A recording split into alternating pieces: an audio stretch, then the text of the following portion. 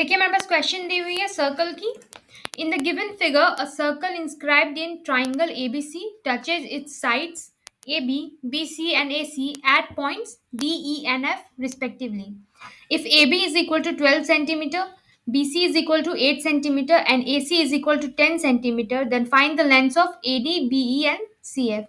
क्या दी हुई है हमारे पास क्वेश्चन कि कोई एक ट्राइंगल है एबीसी और उसके अंदर हमने एक सर्कल इंस्क्राइब किया हुआ है जो ए बी बी सी और ए सी को डी ई और एफ के पॉइंट्स पे टच कर रही है, ठीक है। और हमारे पास ए बी बी सी और ए सी यानी कि हमारे तीनों साइड्स का जो लेंथ है वो दिया हुआ है, तो हमें फाइंड करना है A D B E and C F, ठीक है। तो कैसे करेंगे, पहले हम कुछ मान लेते हैं इन सबको जो हमें फाइंड आउट करना है। तो let A D is equal to A F is equal to X, ठीक है। ए डी जो होगा वो ए एफ के इक्वल होगा। क्यों होगा, क्योंकि एक एक्सटर्नल पॉइंट से अगर हम दो टैंजेंट ड्रॉ करते हैं तो वो इक्वल होता है, ठीक है। फिगर आप देख सकते हैं। Similarly B D is equal to B E is equal to Y, ठीक है। And C E is equal to C F is equal to Z, ठीक है। यहाँ पे रीजन भी आप लिख लीजिए क्यों इक्वल है। Two tangents drawn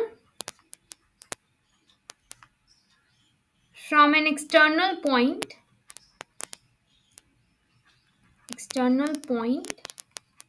are equal, ठीक है।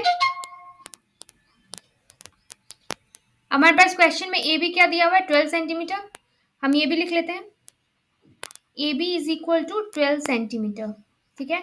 ये आपके पास गिवन है। अब आप क्वेश्चन में देखिए ए बी क्या हो जाएगा, A B will be equal to A D plus D B, और ए डी क्या है एक्स है और डी बी क्या है वाई है। तो क्या हम लिख सकते हैं X plus Y is equal to 12 centimetre,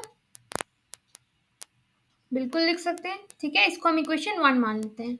उसी तरह हमारे बाकी दोनों साइड्स से भी हम निकाल लेते हैं इक्वेशंस, ठीक है। सिमिलरली आपके पास BC दी हुई है 8 सेंटीमीटर, ठीक है। BC यानी BE प्लस CE यानी Y प्लस Z, ठीक है। Y plus Z is equal to 8 centimeter.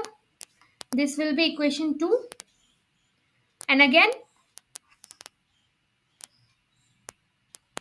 AC है 10 centimeter, ठीक है। यानी कि AF plus CF which is equal to X plus Z. तो X plus Z आपका हो गया 10 सेंटीमीटर, ठीक है। ये आपकी इक्वेशन 3 हो जाएगी। अब हम तीनों को ऐड कर देते हैं। So by adding equation 1, 2 and 3 we get, तीनों को ऐड कर देंगे तो क्या हो जाएगा x plus y plus z plus x plus z equal to 12 plus 8 plus 10, ठीक है। अब देखिए 2 टाइम्स x है, 2 टाइम्स y है एंड 2 टाइम्स z है, तो हम क्या लिख सकते हैं इसको 2 into X plus Y plus Z, और राइट हैंड साइड जब आप प्लस करेंगे तो क्या हो जाएगा 12 plus 8 will be 20, 20 plus 10 30, all right. अब हम 2 को लेफ्ट हैंड साइड भेज सकते हैं राइट हैंड साइड, तो x plus Y plus Z will be equal to 15, ठीक है। अब इक्वेशन 1 में क्या दी हुई है x प्लस वाई जो है वो 12 के इक्वल है, तो क्या हम उसकी वैल्यू यहाँ पुट कर सकते हैं, ठीक है। Putting x plus Y is equal to 12 from equation 1, ठीक है। तो ये आपका आ गया 12 plus Z is equal to 15, so z will be equal to 3, ठीक है। अब उसी तरह हम z की वैल्यू पुट कर देंगे हमारे बाकी बचे दोनों इक्वेशन में। Putting z is equal to 3 in equation 2 and 3, ठीक है। इक्वेशन 2 आपकी क्या कह रही है y plus Z is equal to 8 centimetre, y plus Z का 3 इज इक्वल टू 8 सेंटीमीटर, तो y क्या हो जाएगी 5। सिमिलरली इक्वेशन 3 क्या कह रही है, x plus Z is equal to 10 centimetre, x plus z is equal to 10 centimeter, that is x plus 3 is equal to 10, so x is equal to 7। ठीक है, अब क्वेश्चन में वापस आते हैं। हमने AD को x माना है, BE को y माना है और CF को z माना है। ठीक है,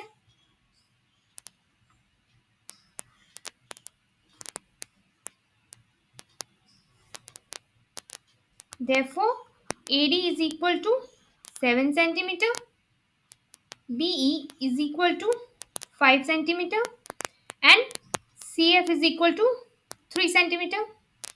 ठीक है, और हमें क्वेश्चन में यही फाइंड आउट करना है। तो इस तरह से सर्कल के इस क्वेश्चन को हम लोग सॉल्व करेंगे।